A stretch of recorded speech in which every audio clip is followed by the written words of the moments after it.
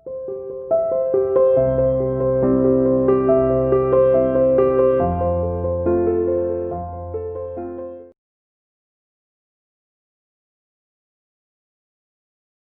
Students, welcome to CR international school online classes. आज हम अपनी हिंदी की क्लास में 7th क्लास की हिंदी की क्लास में जो हमारा चैप्टर 3 चल रहा था अम्बा और भीष्म, उसके शब्दार्थ और क्वेश्चन आंसर करते हैं। ठीक है बेटा, अब आपको पता होगा कि जब मैंने ये चैप्टर पढ़ाया था तो इसमें क्या था, अम्बा और भीष्म। इस चैप्टर में क्या था बेटा कि जो अम्बा और भीष्म है उनकी आपस में जो बातें हुई थी वो है। अब क्या था, जो हमारे भीष्म थे, जो उनका भाई था विचित्रवीर्य, एक था हमारा चित्रांगद और एक विचित्रवीर्य, दो इसके हमारे भीष्म के दो भाई थे। तो जब जो हमारा विचित्रवीर्य जो इनका भाई था कि वो हस्तिनापुर की राजगद्दी पर बैठे, जब शांतनु की मृत्यु हो गई तो चित्रांगद जो था वो हस्तिनापुर की राजगद्दी पर बैठे थे। उसके बाद क्या हुआ कि जो चित्रांगद थे वो किसी गांधर्व के साथ युद्ध में मारे गए थे। गांधर्व कौन होते हैं, ये यहाँ पर लिखा हुआ है वर्ड मीनिंग में, देखिए, स्वर्ग में देवताओं की सबसे निम्न प्रजाति, यानी कि वो देवताओं की कैटेगरी में आते थे पर लेकिन देवताओं में सबसे छोटे देवता माने जाते थे। तो वो जो चित्रांगद थे वो एक गांधर्व के साथ युद्ध में मारे गए। उसके बाद जो विचित्रवीर्य उनका छोटा भाई था वो राजगद्दी पर बैठे। लेकिन क्या हुआ कि जो विचित्रवीर्य थे वो उम्र में बहुत छोटे थे, तो वो उम्र में छोटे होने के कारण जब तक वो 18 साल के होते, मतलब शासन चलाने के लायक होते, तब तक जो उस हस्तिनापुर के शासन का कार्य किसने संभाला था, भीष्म ने ही संभाला था। ठीक है बेटा, तो इस तरह जब विचित्रवीर्य विवाह के योग्य हुए, जब वो 18 वर्ष तक के हुए, तो भीष्म को जो है उनके विवाह की चिंता हुई थी। तो उनके विवाह के लिए वो थोड़े चिंतित रहने लगे। फिर उनको एक सूचना मिली कि कहीं पर जो है ना, एक काशीराज एक व्यक्ति थे, उसके जो काशीराज जो थे वो अपनी कन्याओं का विवाह स्वयंवर उन्होंने रखा था अपनी कन्याओं का। तो भीष्म को जब ये सूचना मिली तो वो बहुत खुश हुए और उस स्वयंवर में शामिल होने के लिए वो वहाँ चले गए। जब उस सभा में शामिल होने के लिए गए तो जो वहाँ पर दूर दूर से राजा महाराजा जो आए हुए थे उस स्वयंवर में, स्वयंवर क्या होता है बेटा, स्वयंवर, देखो यहाँ पर भी आपको वर्ड दिख रहा है स्वयंवर। स्वयं का मतलब होता है अपना और वर का मतलब होता है पति। कि स्वयंवर क्या होता है, जब कोई भी कन्या खुद अपना वर पति चुनती है तो हम उसको क्या बोलते हैं, स्वयंवर की। उसमें जो कन्या होती है वो खुद एक शर्त रखती है, जो उसको पूरा करता है वही उसका पति माना जाता है।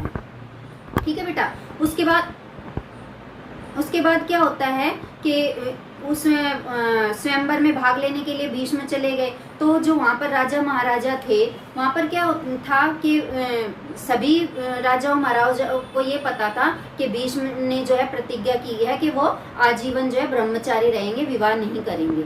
तो लेकिन जब वो उसमें शामिल हुए थे स्वयंवर में, तो वहाँ पर खलबली मच गई थी कि ये क्या करने आया, जब इसने प्रतिज्ञा ली है, क्या इसने जो प्रतिज्ञा करी थी वो झूठी थी। इस तरह से आप उस सभा में बातें होने लगी। लेकिन बाद में उन वहाँ पर जो लोग उपस्थित थे उस सभा में, उनको पता लगा कि भीष्म तो जो है अपने भाई के विवाह के लिए यहाँ पर सम्मिलित हुए हैं। ठीक है, तो इस तरह से ये बात क्लियर हो गई थी। फिर उसके बाद क्या हुआ कि जो काशीराज की जो कन्याएं थी, वहां पर क्या हुआ, उसमें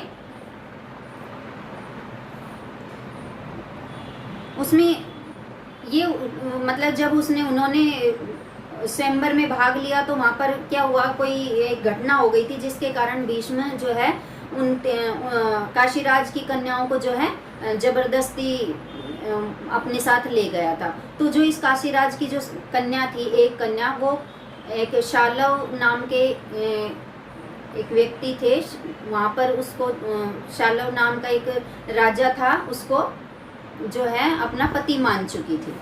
देखिए बेटा, इसके वर्ड मीनिंग देखिए क्या है। ये शब्दार्थ हैं आपके। गंधर्व, स्वर्ग में देवताओं की सबसे निम्न प्रजाति। अभी मैंने आपको बता दिया, जो देवता लोग होते हैं बेटा, वो होती है ना कैटेगरीज जो होती है ना, एक सबसे बढ़िया होता है, तो सबसे निम्न प्रजाति को स्वर्ग, जो देवताओं में जो स्वर्ग में जो देवता थे उसकी सबसे निम्न प्रजाति गंधर्व के नाम से जानी जाती है। ठीक है, स्वयंवर, कन्या द्वारा अपना वर या पति चुनने का आयोजन। स्पर्धा, प्रतियोगिता। खलबली, डर से हुई हलचल। जैसे कि हमें कोई किसी बात का पता चल जाता है और हम डर जाते हैं तो आपस में खुसफुसाहट करते हैं ना, तो वो होती है डर से हुई खलबली।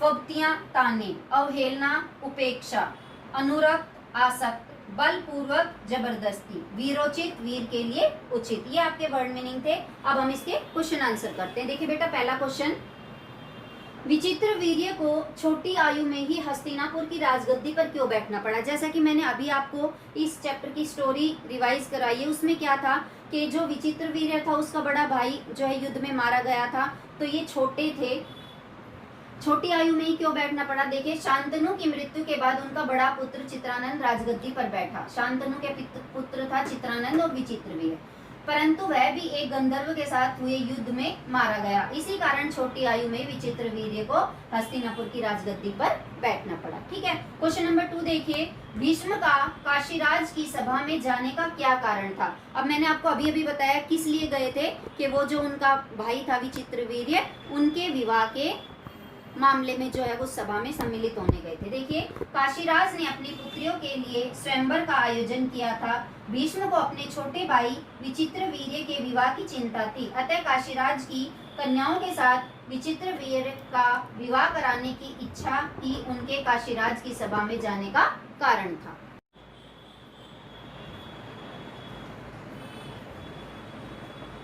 देखिए बेटा, क्वेश्चन नंबर 3 देखिए, स्वयंवर में सम्मिलित कुमारों ने भीष्म पर फब्तियां कसते हुए क्या कहा?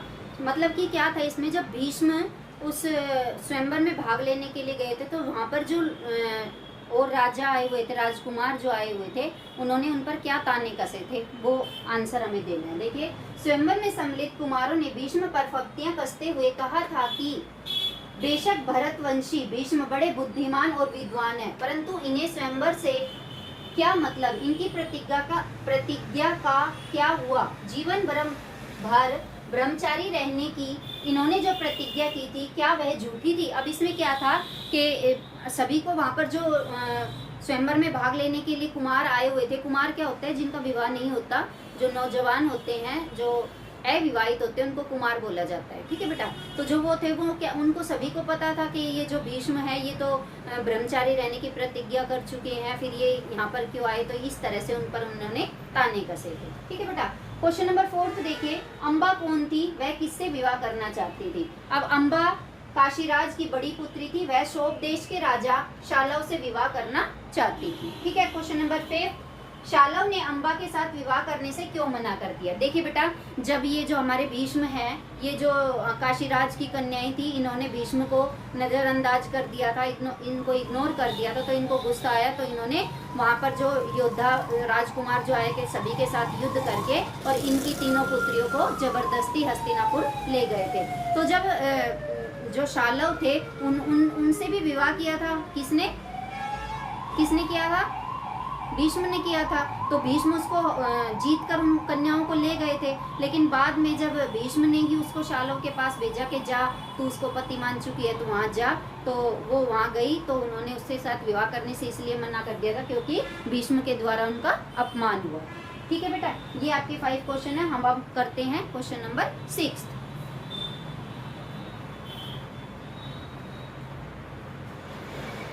देखिए बेटा, क्वेश्चन नंबर 6 क्या है, भीष्म से बदला लेने के लिए अम्बा ने क्या किया? जैसे जो अम्बा थी वो उसको हराकर उसको जीत कर ले आया था, फिर उसको शालव के पास भेजा पत्नी बनने के लिए। इसी तरह ये सिलसिला 5-6 वर्ष तक चलता रहा।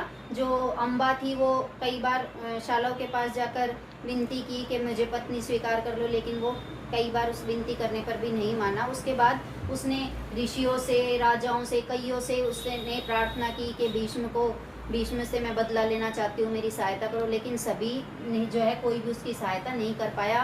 बाद में उसने हार कर क्या किया था? देखिए, भीष्म से बदला लेने के लिए अम्बा अनेक राजाओं, ऋषियों, यहाँ तक कि भीष्म के गुरु परशुराम के पास भी गई, लेकिन कोई भी उसकी सहायता न कर पाया। हार कर उसने घोर तपस्या की तथा स्त्री रूप छोड़कर पुरुष बन गई और अपना नाम शिखंडी रख लिया। यही शिखंडी महाभारत के युद्ध में भीष्म पितामह की मृत्यु का कारण बना। ये क्वेश्चन आंसर बेटा आपको अपनी फेयर नोटबुक में लिखने हैं और याद करने हैं। अगली क्लास में अपने नए काम के साथ मिलते हैं, तब तक के लिए bye, have a nice day.